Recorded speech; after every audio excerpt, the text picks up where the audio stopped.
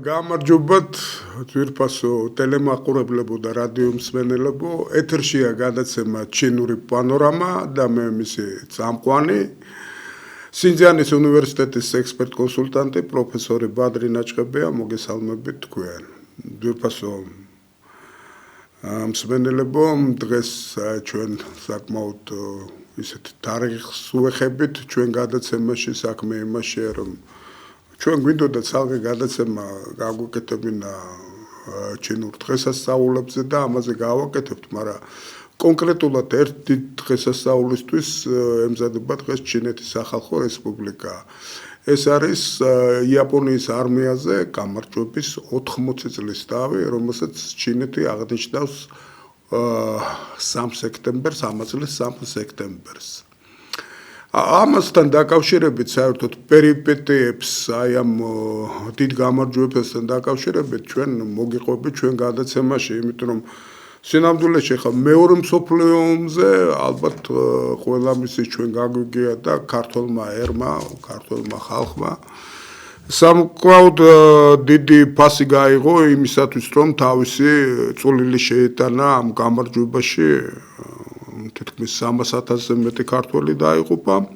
მაგრამ მეორე მსოფლიო ომში ქართველები ბრძოლობდნენ საბჭოთა არმიაში, არა მარტო დავუშვათ ევროპის ფრონტზე, არამედ აზიის ფრონტზეც, რასაკვირველია მაგდენი არ იყო. მე დავუშვათ იგივე ჩემი სკოლის მასწავლებელი მინდა გავიხსენო ბატონი შოთა ქარქუსაშვილი, რომელიც აქტიურად იღებდა მონაწილეობას ჩინეთის განთავისუფლებაში და ძალიან ბევრი მაგალითი შემიძლია მოვიყვანოთ, მაგრამ ბევრი მაყურებლისთვის ეს არ არის ცნობილი და ჩვენთან აი წერილებში, ჩემთან საუბარში რამოდენიმეჯერ გაისმა ამის მოთხოვნა შეკითხვასავით, რომ ჩვენ გარკვეულწილად ვემზადებით თუ არა ამ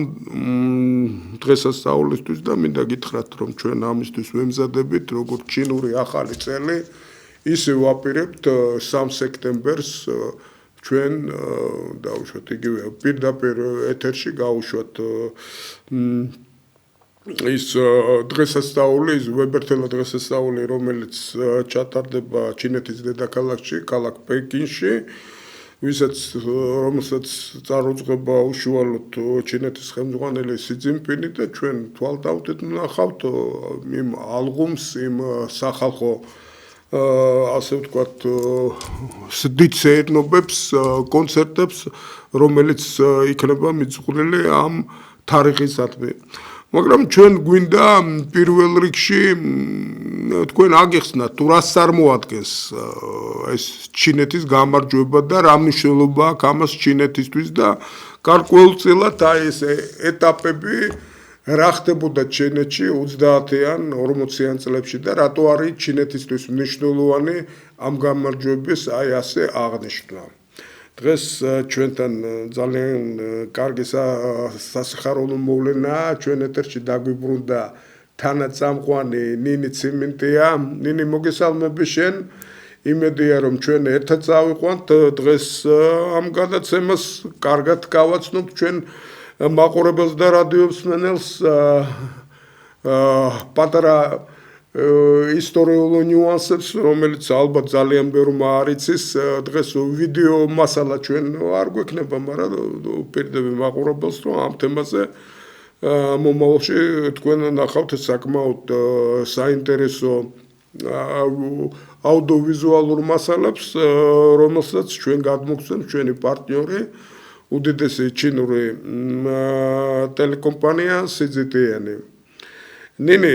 უპირველეს ყოვლისა, ახლა სანამ თემაზე გადავიდოდეთ, მე მინდა შეგეკითხო, თქვენ იცით ნინი ციმინტია,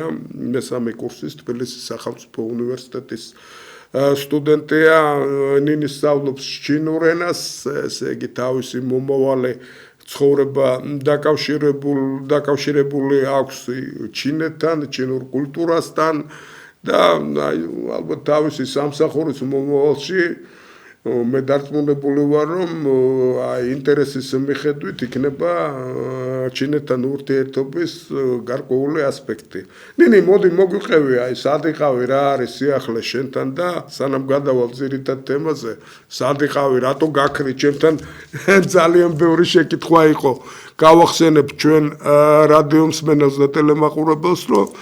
ჩვენი მეორე ტელეწამყვანი ბორის მამჟიკოვი ამჟამად მივლინებაშია ჩინეთის სახალხო რესპუბლიკაში, ის თითქმის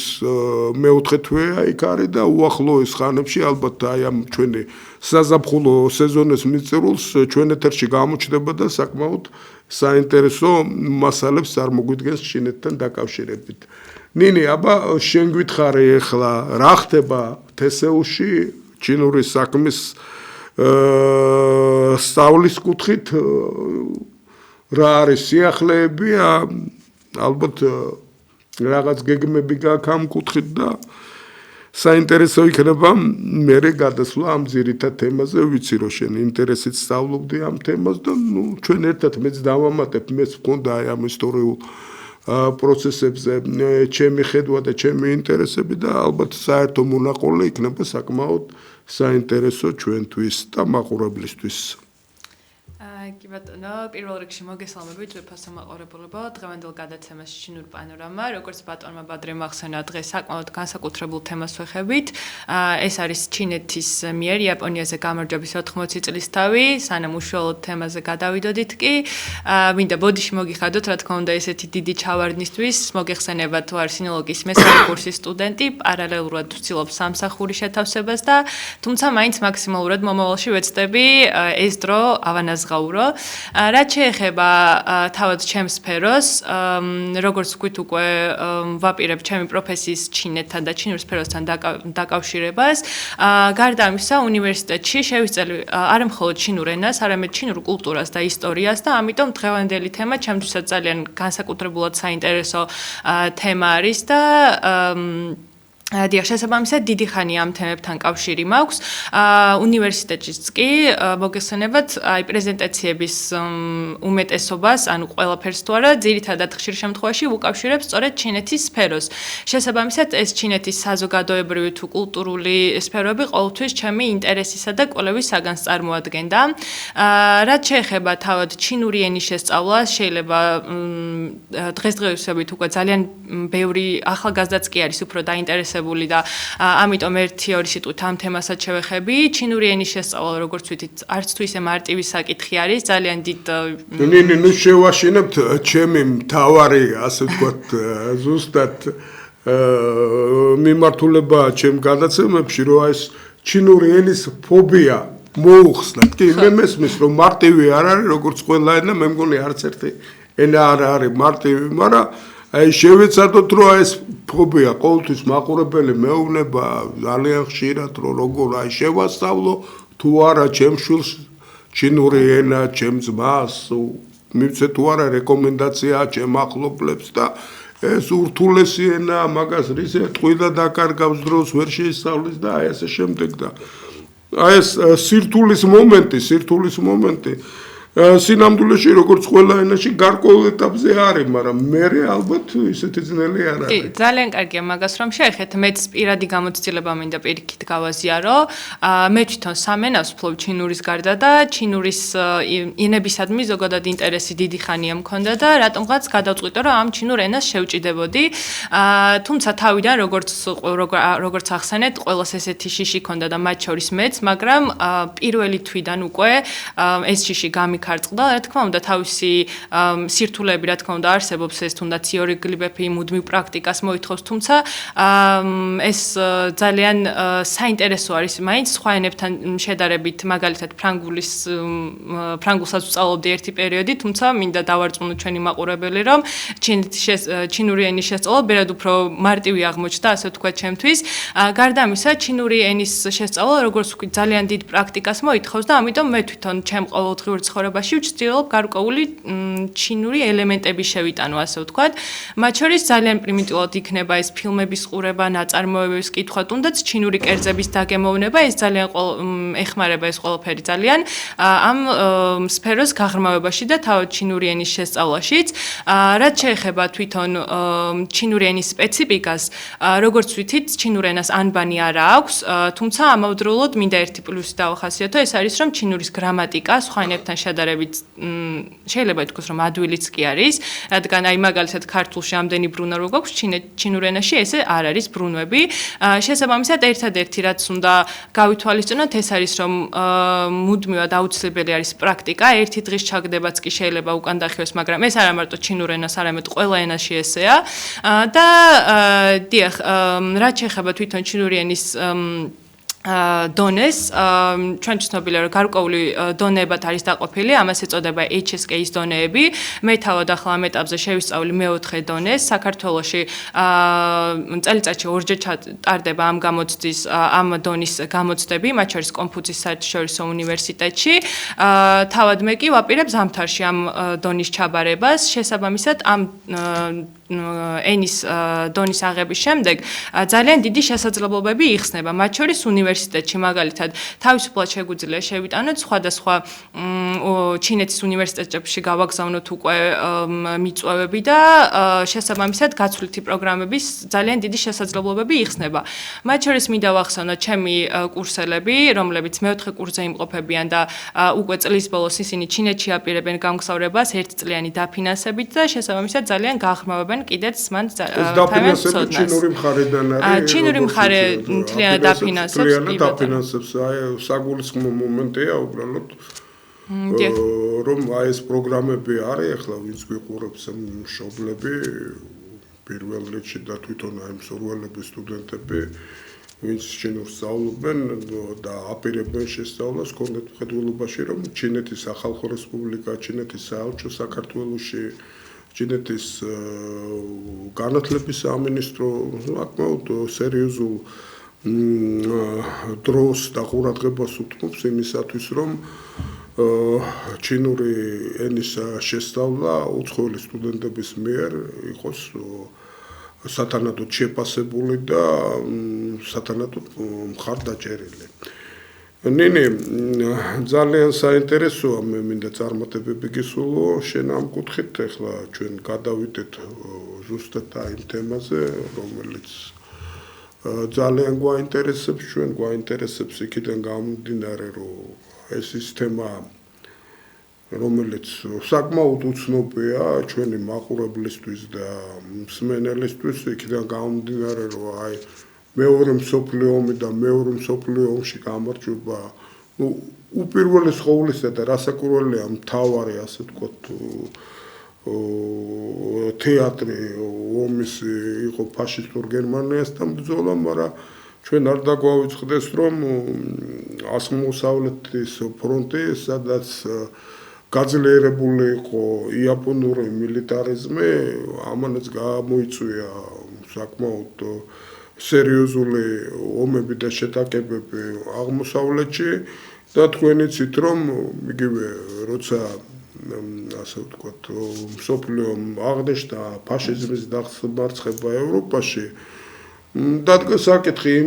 რომ ფაშიზმი ბოლომდე არ არის დამარცხებული და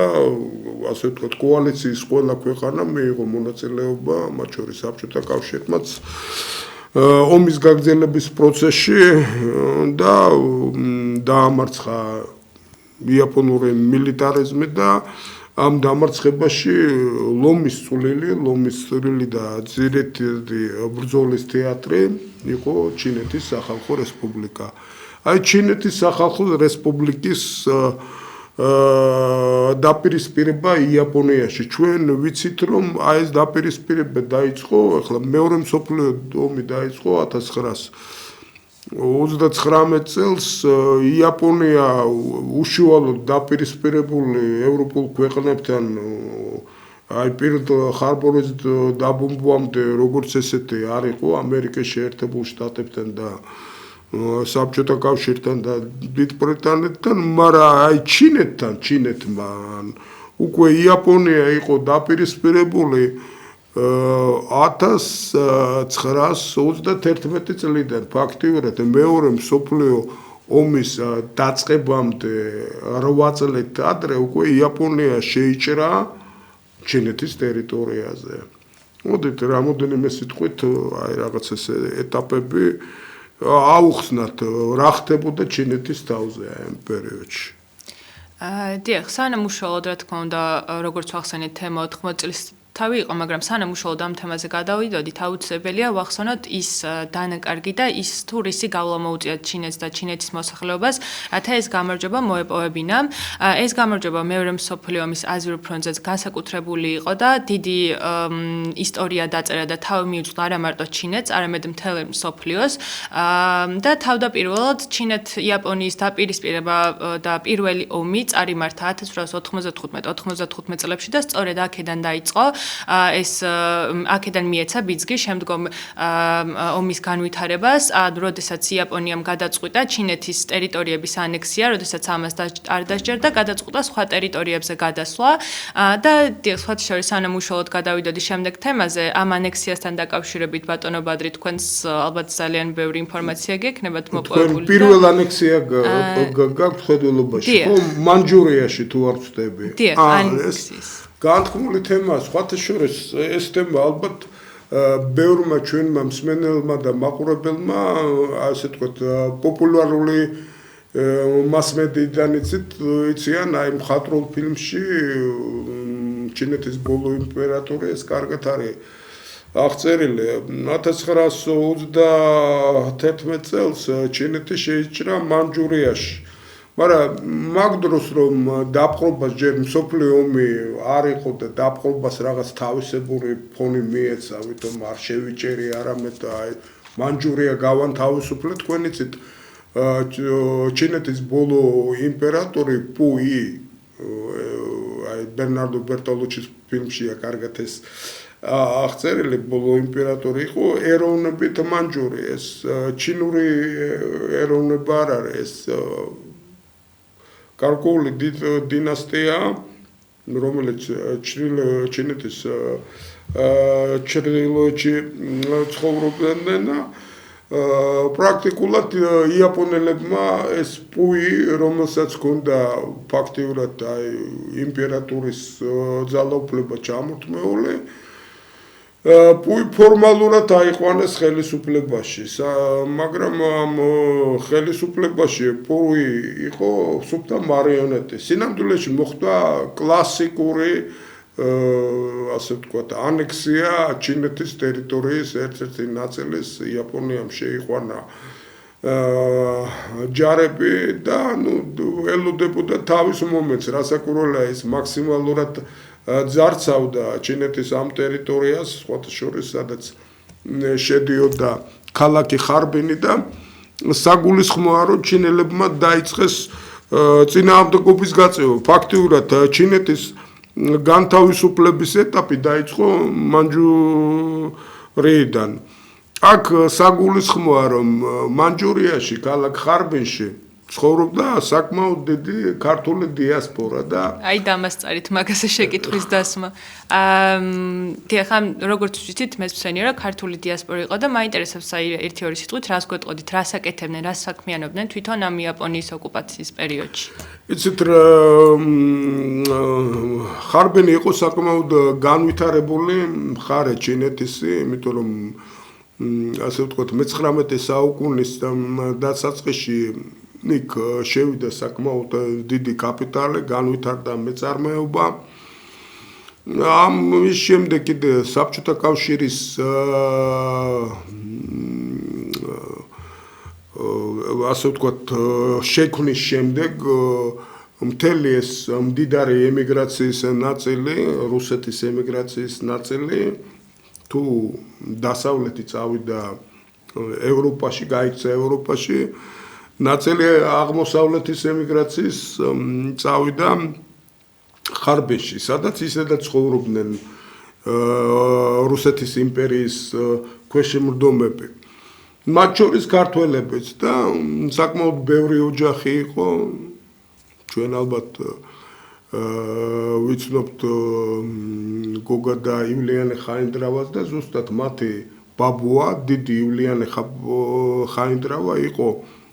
ქართული სათვისტომოს თავი და ერთ-ერთი უმსხვილესი ბიზნესმენი მანჯურიაში, რომელიც ფლობდა საკმაოდ სერიოზულ აქტივებს, ბანკების წილებს და ჰქონდა საკუთარი ასე ვთქვათ კომპანია, რომელიც წყლის საკუთრებაშიც იყო მრავალი გემი. ქართულმა დიასპორამ საკმაოდ სერიოზული წინააღმდეგობა გაუწია იაპონურ ინტერვენციას ქართველი ასე ვთქვათ მოხალისეები იბრძოდნენ ჩინურ არმიაში, ასეთვე ირიბად ეხმარებოდნენ ჩინურ იატაკქვეშ და ამათთან დაკავშირებით სხვათა შორის ივლიანე ხაინდრავას, იმ დიდი ივლიანე ხაინდრავას ძმა იყო დაპატიმრებული იაპონიაში, ნაწამები იყო და საკმაოდ სერიოზული დაღი დატოვა აი ამ წამებებმა მის ჯანმრთელობაზე. ზოგადად მერე ბატონი ლევან ხაინდრავა ცნობილი ჟურნალისტი იყო აი ხარბინში და იაპონელების კაპიტულაციაზე, აი იაპონიის ჯარების კაპიტულაციაზე მიდუეი რო იყო განთქმული გემი, სადაც მოხდა იაპონიის სრული კაპიტულაცია, აი იქ იღებდა მონაწილეობას როგორც ჟურნალისტი. სამწუხარია, მაგრამ აი ეს ეტაპი ქართული ისტორიის ჯერ არ არის შესწავლილი ჩემმა უნივერსიტეტმა, მაქსიმალურად გააკეთა ხელი შეუწყო, რომ აქედან წარმომადგენლები სინძანის უნივერსიტეტი მხედველობაში ყავდა წაყვანილი ხარბინში, ჩვენ გავიცანით დიასპორის საქმიანობას, ასე ვთქვათ, იყო შეხვედრები ხარბინის ხელმძღვანელობასთან და ჩვენ იმედია, რომ ეს თემა, ქართველების თემა, ქართველების გმირობები, რომლებიც მათ ჩაიდინეს გვერდ ჩინელ ხალხთან ერთად, უყურადღებო არ დარჩება. აი ეს მომენტი იყო უბრალოდ და ეხლა გავაგრძელოთ ამ თემაზე მინი. როგორ გრძელდება მერე, რა ხდება, აი მერე რაღაცნაირად აი ცოტა ხანი კონსერვაცია ხდება ამ პროცესების და მერე უკვე 37 წელს თუ არ ვწდები რა იწყება და როგორ იწყება. დიახ, უშუალოდ ამ ბრძოლაზე გადავალ მაშინ როგორც ვახსენეთ, ამ ბრძოლამდე ჩინეთს და იაპონიას შორის საკმაოდ დაძაბული ურთიერთობა იყო, რომელიც გარდამავალი უპირატესობით მიმდინარეობდა, თუმცა მოგვიანებით ეს გადავიდა უფრო ახალ ღია ომის ეტაპზე, მათ შორის ჩინელებმა დაიწყეს სრულიად მოულოდნელად ბრძოლისთვის სამზადისი და იაპონელებმა უკაცრავად და ჩინელებიც რა თქმა უნდა გულხელდაკრეფილები არ იყვნენ და ასევე დაიწყეს ამ გარდავალი ბრძოლისთვის სამზადისი. რაც შეეხება უშუალო საბაბს, რამაც ბიძგიმის ომის დაწყებას, ეს საკმაოდ საინტერესო და ესეთი ჩემთვისაც მოულოდნელი მიზეზი იყო. კერძოდ 1937 წლის 7 ივლისს ცნობილია, რომ ერთ-ერთი იაპონური ბანაკი დასახლებული იყო ჩინეთის ერთ-ერთი ქალაქის მახლობლად და ერთ-ერთი საბრძოლო ვარჯიშის დროს მათ აღმოაჩინეს, რომ მათი ერთი ჯარისკაცი, ანუ იაპონელი ჯარისკაცი იყო დაკარგული. ამის შემდეგ მათ ჩინელებს მოსთხოვეს ნების დართვა, რომ შესულიყვნენ ამ ქალაქში და მოეძებნათ ეს ჯარისკაცი, რაზეც ჩინელებმა რა თქმა უნდა უარი განუცხადეს. ამის შემდეგ კი იაპონელებმა დაიწყეს საბრძოლო სამზადისი სრულიად მოულოდნელად და ფარულად და სწორედ ამ 7 ივლისის ღამეს მიიტანეს იერიში ამ ქალაქში და უკვე 8 ივლისის დილის საათებისთვის სრულიად დაპყრობილი ჰქონდათ ეს ტერიტორია. ამის შემდეგ რა თქმა უნდა ჩინელებმაც დაიწყეს სამზადისი და უკვე 13 ივლისს ოფიციალური ბრძანება გაიცა ამ საბრძოლო სამზადისისა და იაპონელებს თავდაპირველად ჩინელები მართალია დიდ წინააღმდეგობას უწევდნენ, მაგრამ უნდა ითქვას, რომ საკმაოდ წარუმატებელი იყო ეს მათი იერიშები და იაპონელებმა დაისახეს ერთგვარი ტაქტიკა, ესეთი ტაქტიკა, რომ მათი მიზანი იყო უბრალოდ რომ დაისაჯათ ეს ჩინეთის არმია და მთავარი ორი მიზანი დაისახეს. ერთი იყო მათი 29 არმიის განადგურება, რაც გულისხმობდა ჩრდილოეთ ჩინეთის ნეიტრალიზაციას და უკვე მოგვიანებით ჩინეთის ცენტრალური არმიაზე იერიში მიტანეს და მათ განადგურებას. რა თქმა უნდა, უკვე ოქტომბრიდან მათ განაახლეს თავიანთი იერიშები და ჩინეთი მაქსიმალურად ცდილობდა მათთვის წინააღმდეგობის გაწევას, რის გამოც მათი დედაქალაქი ნანკინი საკმაოდ დაუცველი დარჩა, რადგან მათი მთლიანი ძალები მობილიზებული იყო ამ იაპონელების წინააღმდეგ. აქვე ძალიან საინტერესო არის, რომ მათ მეორე ფრონტი შანხაიში გახსნეს, ჩვენთვის ცნობილია ეს მნიშვნელოვანი ეკონომიკური ცენტრი იყო ჩინელებისთვის. და ამით რა თქმა უნდა ცურთად ჩინელებისთვის ფინანსური წყაროს მოსპობა, რაც ომის დროს ძალიან მნიშვნელოვანია და სწორედ ამ დროს, როდესაც ჩინელებმა თავიანთი ძალების მობილიზაცია სწორედ ამ შანხაიზე მოახდინეს, დედაქალაქი დარჩა დაუცველი. ამის შემდეგ გადაწყდა, რომ დედაქალაქი უნდა გადაეტანათ სიჩუანის პროვინციაში და მოგვეხსენება ეს სიჩუანი არის ძალიან მაღალმთიან რეგიონში, ჩინეთ-ტიბეტის მთებს უკავშირდება და ეს ძალიან ჭკვიანური სტრატეგია იყო, რა თქმა უნდა, რადგან ეს მტრისთვის მივალი ადგილი იქნებოდა და ძალიან გაურთულდებოდათ მათ ამ ქალაქის აღება. დიახ, მოგვიანებით ომის პირველ ეტაპზე უპირატესობა, როგორც თქვით, იაპონელების მხარეს იყო, თუმცა ისინი არ დაჯერდნენ ამ ქალაქის ამ უპირატესობას და სურდათ მთელ ჩინეთის ტერიტორიაზე თავიანთი კონტროლის დამყარება. ეს იყო ომის პირველი საწყისი ეტაპი, რომელიც ძალიან ტრაგიკულად დასრულდა. აქვე მინდა მახსენო, რომ მათ სუჭოუს პროვინცია დაიკავეს და ამ პროვინციის დაკავების შემდეგ დაიძრნენ დედაქალაქ ნანკინისკენ და ძალიან ამ ტრაგედიაზე დიახ და ეს ნანკინის ტრაგედია ასევე ცნობილი არის როგორც ნანკინის სასაკლაო, რადგან ჩინელებისთვის ძალიან სასტიკ და რთულ საპატიებელ თემადაც კი არის ისტორიაში დარჩენილი და აქვე საინტერესო ფაქტი მინდა აღვნიშნო, რომ ძალიან სისასტიკე ხდებოდა, თუმცა გავრცელებული იყო მოსაზრება, რომ თვითონ იაპონიის მთავრობა არ ფლობდა ინფორმაციას იმის შესახებ, თუ რას აკეთებდა ეს ქვედანაყოფი და რა მიმდინარეობდა ამ ნანკინის მიდამოებში და როდესაც ეს ომი დასრულდა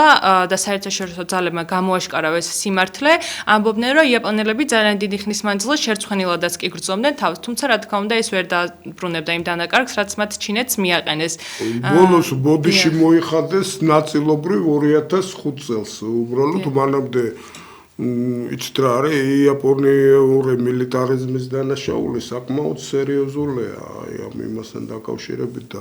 განსაკუთრებით ნანკინის ტრაგედია სხვათა შორის ცალკე აღნიშნავენ ყველან ეს საკმაოდ მძიმე თემაა, მაგრამ ეს აუცილებლად უნდა იცოდეს, იმიტომ რომ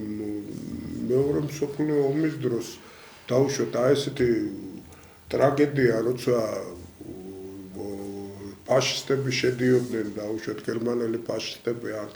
იტალიელი ფაშისტები შედიოდნენ დიდ მეგაპოლისში და ასობით ათას ადამიანს სპობდნენ, ესეთი მაგალითი არ არის, დაუშვათ სოფლების განადგურება ჩვენ ვიცით, იგივე ხატენის სახელი, ფრანგული სოფელი ორადურის მოსახლეობის ნაწილზეა ლაპარაკი პარტიზანებზე და ასე შემდეგ და იმ პარტიზანების დასასჯელად, ასე ვთქვათ, იყენებდნენ ეგზეკუციას მშვიდობიანი მოსახლეობის წინააღმდეგ, მაგრამ ასეთი მსხვერპლით და ასეთი ვერაგული მეთოდები მე უბრალოდ არ მახსოვს სხვა იმაში. ხო და მე მქონდა საშუალება თქვენის ნებართვით ამაზე მინდა მოვყვე უბრალოდ იმით რომ მე უშუალოდ მქონდა 2019 წელს უშუალოდ ვიყავი ნანკინში ეს მუზეუმები ვნახე, ისტორიკოსებს ველაპარაკე და თქვენ წარმოიდგინეთ მე ლიტერატურასაც გავეცანე ამასთან დაკავშირებით და იცით რა არის ენის აუწერელი სტატისტიკაა ერთ ქალაქში რომელიც მილიონამდე მოსახლეობა იყო იქ ერთი მაგალითი მინდა მოგიყვეთ რომ განადგურებული იყო მთლიანად ტყვედ ჩავარდნილი ათეულობით ათასი მიახლოებით სხვადასხვა ციფრებია 80-დან 120,000-მდე მარტო ჯარისკაცი იმიტომ რომ იაპონელებმა ჩათვალეს რომ ეს ჯარისკაცის გამოკვება და ტყვე არ ჭირდებოდა, უფრო ადვილია დავუშვათ, გაანადგურო და ისეთი სადიზმი იყო, რომ ტყვიასაც არ ხმარობდნენ ძალიან ხშირად და თქვენ იცით სამურაის ასე ვთქვათ ხალებით და ხიშტებით იყო განგმირული ძალიან ბევრი ჩინელი ჯარისკაცი და მშვიდობიანი მოსახლეობა და ერთი ფაქტი მინდა ესეთი საზარელი ფაქტი მინდა მოგიყვანოთ აი დავუშვეთ თქვენ ბრძანეთ ახლა ნინი რომ არ იცოდნენ რომ იაპონელებმაო და ეს მაპატე და სიცრუე იყო მეც მაგიტო ვახსენე რომ საზრებად იყო ეხლა აი ამ ფაქტს რომ მოგიყვანთ ეს არის ნუ ადამიანის სიცოცხლის ხელყოფას როცა ეხება აი კურიოზი როგორ იხმარო მაგრამ იქამდე იყო საქმე რომ აი ეს გმირობა ფრჩხილებში ეგრეთ წოდებული იაპონელი ოფიცრების ზოგჯერ ასახული იყო იაპონურ გაზეთებში დაუშვათ ცნობილი იაპონური გაზეთი ასახი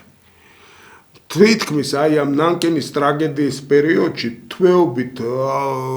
ისა აღწერდა იაპონელი ორი ოფიცერის შეჯიბრებას როცა ორი იაპონელი ოფიცერი ერთმანეთს ეჯიბრებოდა ასე ვთქვათ ტყვეების და მშვიდობიანი მოსახლეობის თავების კვეთაში და ნუ ასახი ყოველკვირა აქვეყნებდა რომ ამან ამდენს მოჭრა ამან ეხლა ეს გავიდა წინ და ასე შემდეგ და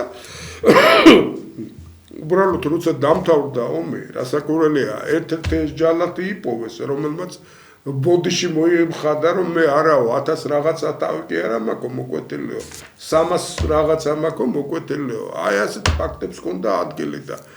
დღესაც არ არის ოფიციალურად საბოლოოდ ბოდიში არ მოხდია იაპონიას აი ამ ტრაგედიისთვის და კიდევ ერთხელ ვლაპარაკობ რომ ნანკინის ტრაგედიას აი ამ სასაკლაოს აი განსაკუთრებულად აღნიშნავს როგორც გლოვის დღეს როგორც გენოციდის დღეს მშვიდობიანი მოსახლეობის და უდანაშაულო ტყვე ჯარისკაცების განადგურებას იხსენებენ იაპონიაში ყოველწლიურად. ეხლა ნინი მე მინდა გადავიდე აი ამ დღეს რადგან მოუყევით ამ ომის სხვა ეტაპზე, როცა ამ ომში ერევა ამერიკის შეერთებული შტატები. ეხლა ეს ეტაპი როგორ იწყება? დიახ, როგორც ესე იგი ამ დიდი ტრაგედიის შემდეგ მინდა ერთი სიტყვით ვახსენო, რომ ჩინელებმა დაიწყეს თავიანთი ძალების მობილიზაცია და ერთი ბრძოლა იყო თაიჭვანგის ბრძოლა, რომელიც 1928 წელს მოხდა და ჩინელებმა ამ ბრძოლას იმიტომ ვახსენო, რომ ეს იყო ჩინელების პირველი გამარჯვება ამ ომის დასაწყისიდან, ამას მედიაც კი აშუქებდა და ერთგვარი იმპულსი მიცა შემდგომ ჩინელების წინააღმდეგობას და ამან გარკვეულწილად ასევე დაღი დაუსვა ჩინელების და იაპონელების დაუძლებელობის იმიჯს და დიახ ამის შემდეგ უკვე დაიწყო ომის მეორე ეტაპი რომელიც დაკავშირებული იყო ასევე პოლიტიკურ საკითხებთან ამასთან მინდა აღვნიშნო რომ ჩვენ ცნობილია რომ ჩინეთში იმ დროს სამოქალაქო ომიც მიმდინარეობდა ორი დაპირისპირებული მხარე იყო ეს ნაციონალური და კომუნისტური პარტიები და მათაც კი გადაწყვიტეს რომ თავიანთი დაპირისპირება უკუეგდოთ და სამშობლოსთვის გაერთიანებულიყვნენ და ერთიანი ძალებით გაეწიათ წინააღმდეგობა იაპონელებისთვის. დიახ, დაიწყო სწორედ ამ პერიოდში დაიწყო სწორედ პარადოქსული ვითარება და ეს იყო უკვე არა ბრძოლა, არ იყო ბრძოლა ტერიტორიისთვის, არამედ ეროვნული იდენტობის შენარჩუნების ბრძოლა იყო და მოგვიანებით უკვე 1941 წელს, როდესაც იაპონიამ პერლ-ჰარბორი დაბომბა, ამით ცნობილია რომ მოხდა მეორე მსოფლიო ომში აშშ-ის ჩართვა და სწორედ ასე ჩინეთს გამოუჩნდა დამხმარე და მოკავშირე ამერიკის შეერთებული შტატების სახით. სანამ შემდეგ დავუმატებ თუ შეიძლება იცით რა არის აი ძალიან ბევრი კითხულობს როგორც ისტორიკოსი ასე ვთქვათ ხო არ დაუშვა ვებერთელაშეც თომა ჩინეთმა რომ ამერიკას დაარტყა პირხალბულზე იმიტომ ამ დროს ომში არ იყო ჩართული სხვადასხვა წყაროებიდან როგორც ჩანს ამერიკა ადრე თუ გვიან ჩაერთვებოდა აუცილებლად ამ კონფლიქტში იმიტომ რომ ასე ვთქვათ, იაპონიის ექსპანსია ამ შემთხვევაში გაფართოვდებოდა იქიდან გამომდინარე, რომ იაპონელები უკვე მიმდგარები იყვნენ აი სამხრეთით, ასე ვთქვათ, ბირმისკენ და მიმდგარები იყვნენ დღევანდელი ბანგლადეში რო არის ინდოეთის საზღვართან. მათ თქვენ იცით ჩინეთის დემოკრატიულ ძალებს ჩანკაიშის მომარაგებას მოკავშირეები უწევდნენ დიდი ბრიტანეთის ზუსტად აი ამ ადგილიდან შექონდათ აი ეს იარაღი ასე ვთქვათ იქ მედიკამენტები და ასე შემდეგ არმიისთვის და პრაქტიკულად შეეცადნენ ეს ჩაეკეტათ და ამის გარდა რასაკვირველია თავი აი პირხალბურზე თავდასხმა რატომ მოხდა ადრე თუ გვიან ისე ვიმეორებ რომ ამერიკის შეერთებული შტატები აუცილებლად ჩაატარებდა გარკვეულწილად იმ ოპერაციებს რომელიც მოხდა პირხალბოლამდე იგივე ინდონეზიის და ფილიპინების განთავისუფლებას აი ბრძოლას იგივე ტაილანდის ტერიტორიაზე და მასივ მხარდაჭერას ჩინეთის. კი ბატონო. დიახ, რაც შეეხება შემდეგ საკითხს, ასევე მინდა ვახსენო, თავად ჩინეთის შიგნით, ჩინეთის კედლებს შიგნით რა მდგომარეობა იყო და მთავარი მინდა ვთქვა, რომ ჩინეთი არა მარტო ყურადღებას აქცევდა არა მარტო ამ ტექნიკის განვითარებას და ძალით ომის გამარჯვების მოპოვებას, არამედ ამავდროულად ცდილობდა, რომ ქვეყნის კულტურა არ ჩამორჩენოდა, არ ჩამორჩენილიყო თავის მეზობელ ქვეყნებთან შედარებით და ცვლილებები მიმდინარეობდა ყველა სფეროში იქნებოდა ეს მაგალითად მინდა მოვიყვანო რომ სკოლები, უნივერსიტეტები, სხვადასხვა დაწესებულებები ყველაფერი მოხდა დიდი მიგრაცია. ანუ ისინი გადავიდნენ დასავლეთით იაპონელებისგან შორს და ამ მიგრაციის დროს მათ გააგრძელეს სწავლა-განათლების და სხვადასხვა ინტერესების და კვლევების მიღება, მათ შორის იყო დიდი ყურადღება ექცეოდა მედიცინას და ჯანდაცვას და სანამ უშუალოდ ასევე მინდა ვახსენო ერთ-ერთი ბრძოლის ეტაპი როდესაც დაიწყო ეს უკვე შიდა მიგრაცია, ეს იყო 1928 წელს, როდესაც მნიშვნელოვანი საბრძოლო სტრატეგიული ცენტრი ვუჰანი აიღეს ჩინელებმა და სწორედ აქედან გადაწყდა, რომ ამ ქალაქში არსებული მოსახლეობა უნდა გადასულიყო იაპონელებისგან შორს, რათა მინიმალური ზარალი მიეღოთ ამ ბრძოლებისგან და რაც შეეხება თავად ხალხის როლს ამ ბრძოლაში, ძალიან აღსანიშნავია და მე ესე თვალში მოხვდა, რომ არა მარტო მეუმრების მოვალეობა იყო ამ ბრძოლაში მონაწილეობა, არამედ თითოეული მოქალაქე თავის თავს ვალდებულად თვლიდა, რომ გარკვეული სარგებელი მოეტანა სამშობლოსთვის, იქნებოდნენ ეს ქალები, ბერები, სტუდენტები, მოხუცები, გლეხები და ასე შემდეგ, ისინი მაქსიმალურად ცდილობდნენ დახმარების გაწევას, რა თქმა უნდა, იმის ფარგლებში, რა შესაძლებლობებიც მათ გააჩნდათ და ამიტომ ერთი პერიოდი ეს ეგრეთ წოდებული ხალხის ომადაც კი იყო მოხსენიებული და საბოლოოდ, რა თქმა უნდა, ჩინეთმა მოახერხა იაპონელების უკუგდება, ასე ვთქვათ და საბოლოო კონტრშეტევის შედეგად მათ მოაქციეს იაპონელები ალყაში და უკუდახიეს ისინი და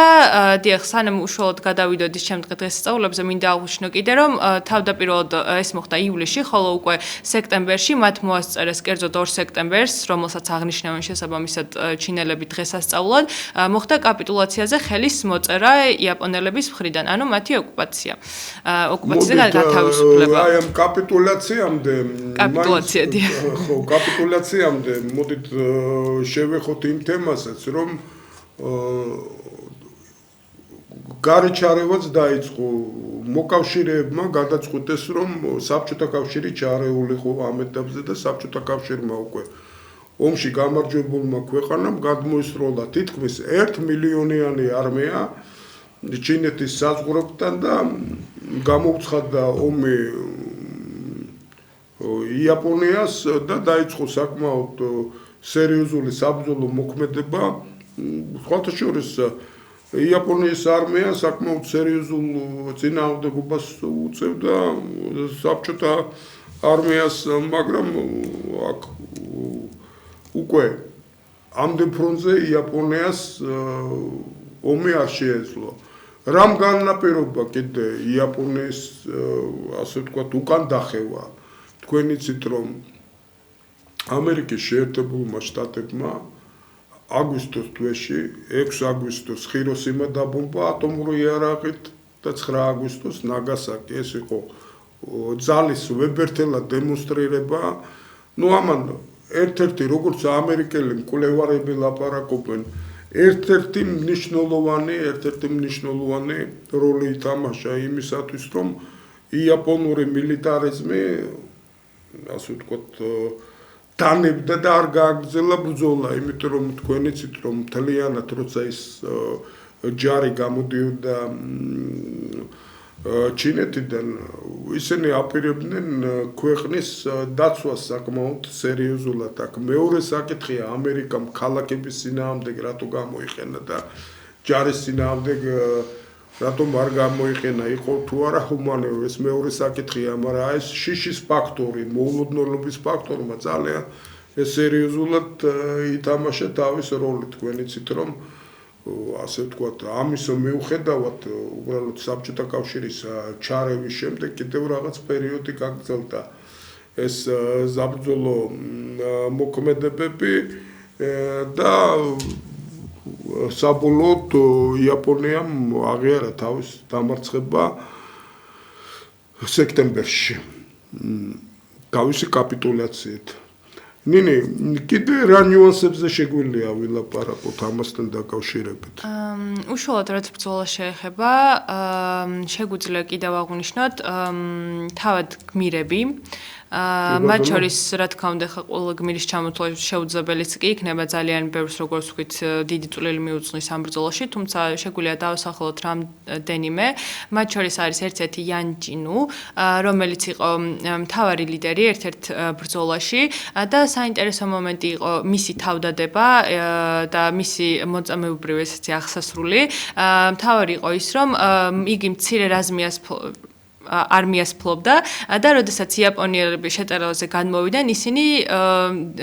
ყველანაირად უწევდნენ წინააღმდეგობას, მიუხედავად იმისა, რომ იაპონელები რიცხობრივად დაახლოებით 3-ჯერ თუ 4-ჯერ აღემატებოდნენ მათ,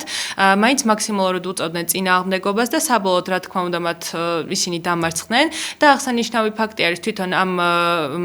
მთავარსარდლის გარდაცვალების საკითხი, რადგან იგი თავდაპირველად იაპონელებმა სასტიკად მოკლეს, იგი ტყეში იყო დაახლოებით 10 დღის მანძილზე და იქ ცდილობდა ყველანაირად თავის გადარჩენას, ხოლო შემდგომში იაპონელებმა მათ თავი მოკვეთეს, თუმცა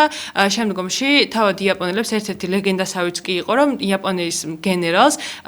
გარკვეული ხმები ჩაესმოდა და იგი ფიქრობდა, რომ ეს იყო ამ ჩინელი მთავარსარდლის, ამის შემდეგ თავად იაპონელებმა მოითხოვეს ამ ჩინელი გენერლის მთავარსარდლის მოძებნა და იგი უკვე შესაბამისი რიტუალებით დაკრძალეს და დიდი პატივი მიაგეს. რა თქმა უნდა, ამან დიდი ეროვნული გააღვიძა ჩინელებში ეს ეროვნული მუხტი. დიახ, ეროვნული მუხტი და მათი სულისკვეთება გააღვივა და ამის შემდეგ ისინი კიდევ უფრო ახალი ძალისხმევით შეუდგნენ ბრძოლას, რადგან როგორც ვიცით, ეს მთავარსარდლს მისი არმია დარჩა და ისინი მათ ეს აგრესია, ასე ვთქვათ, უკვე ძალაში გადაიტანეს და დიახ, მოგვიანებით, რაც შეეხება თვითონ ამ ომის დასასრულს,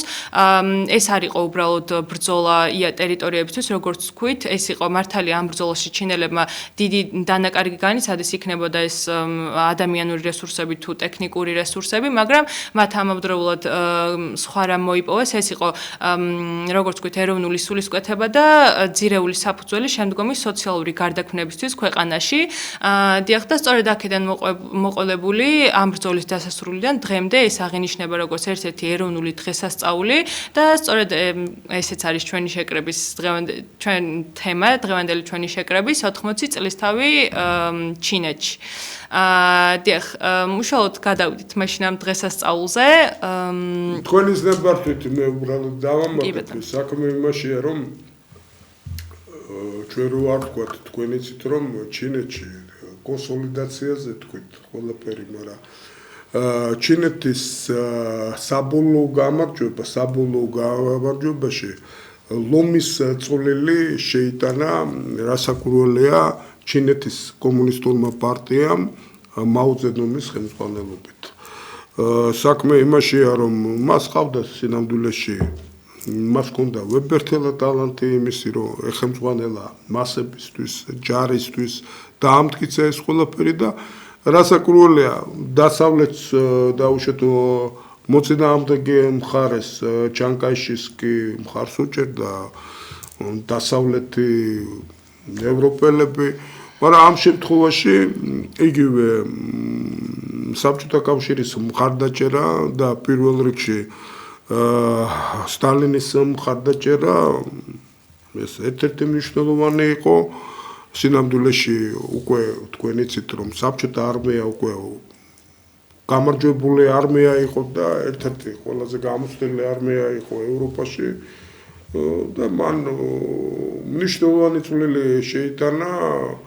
იგივე ჩინეთის წითელი არმიის დახმარებაში და ამას ყოველთვის ჩინელები აფასებენ თქვენ იცით რომ ეს ყველა პროცესი მერე შიდა დაპირისპირება იყო გარკვეულწილად 4 წელი რაც საბოლოოდ დაგვირგვინდა იმითი რომ შეიქმნა 1959 წელს ჩინეთის სახალხო რესპუბლიკა და ჩინეთის სახალხო რესპუბლიკისთვის ეს თარიღი მაინც გახდა ორი თარიღია ძალიან მნიშვნელოვანი ეს რასაკურველია ეს სახელმწიფო დღესასწაულიდან ეს ჩინეთის სახალხო რესპუბლიკის დაარსების დღე და მეორე თარიღია მეორე მსოფლიო ომში გამარჯვება და ჩინეთის გამარჯვება იაპონელ აგრესორებზე. დიახ, როგორც ვთქვით, ეს ძალიან დიდი დღესასწაული არის და მოკლედ ვისაუბროთ მაშინ, იმიტომ რომ სექტემბერში რა თქმა უნდა კიდევ განმავრცობთ ამ თემას და მე როგორც ვიცი თქვენ კონფერენციის ჩატარებასაც ააპირებთ სტუდენტური კონფერენციის ალბათ საელჩოსთან ერთად ჩაატარებთ, ხო? ამ იმაზე საინტერესო იქნება ძალიან. დიახ, როგორც თქვით, ჩემი ძირითადი თემები სწორედ ამ სფეროს ეხება და ამიტომაც ეს ძალიან საინტერესო სფერო და ესეთ ვრცელი ინფორმაციებით ახსოვს სფერო არის და ამიტომაც ეს 80 წლის თავი, რომელსაც ჩინელები დღემდე, ამით ჩინელები ცდილობდნენ, რომ დღემდე გაიხსენონ და მსოფლიოსაც ახსენებენ თავი ამ სიამაყით იხსენებენ ამ თემას და ამიტომ ვფიქრობ ძალიან საინტერესო თემა იქნება კონფერენციისთვის, არა მარტო ჩემთვის, არამედ ამ სემენერთა და მაყურებლებს. ძალიან კაი, ნინი, დიდი მადლობა. დღეს ჩვენ უბრალოდ პატარა შესვენების შემდეგ ისევ ერთად მიყვავს გადაცემა ჩვენი გადაცემის დრო მიუახლოვდა ფინიშს რასაკურველია ჩვენ როგორც დავპირდით ჩვენ მაყურებელს სექტემბრისთვის თქვენ გელოდებათ ძალიან საინტერესო ინფორმაცია და აუდიოვიზუალური მასალა უშუალოდ ამ დიდი ზეიმის დღესასწაულზე შევეცდებით რომ თქვენ მაქსიმალურად გაგაცნოთ ის რაც მოხდება ჩინეთში გაჩვენოთ ალბომი კულტურული ღონისძიებები თეატრალური ღონისძიებები და უფრო გავაფართოვოთ თქვენი ცოდნა ჩინეთის სახალხო რესპუბლიკაზე და საერთოდ ზოგადად ჩინელ ხალხზე. ჩვენი გადაცემა ამით დამთავრდა, მე მინდა გაგახსენოთ, რომ ჩვენთან ეთერში იყო თბილისის სახელმწიფო უნივერსიტეტის მესამე კურსის სტუდენტი ამ გადაცემა ჩინური პანორამის თანაწამყვანი ნინი ციმინტია, თქვენთან ეთერში მუშაობდა სინძიანის უნივერსიტეტის ექსპერტ კონსულტანტი პროფესორი ბადრი ნაჭყებია. დიდი მადლობა ყურადღებისთვის, მომავალ შეხვედრამდე კარგად ზანდებოდეთ.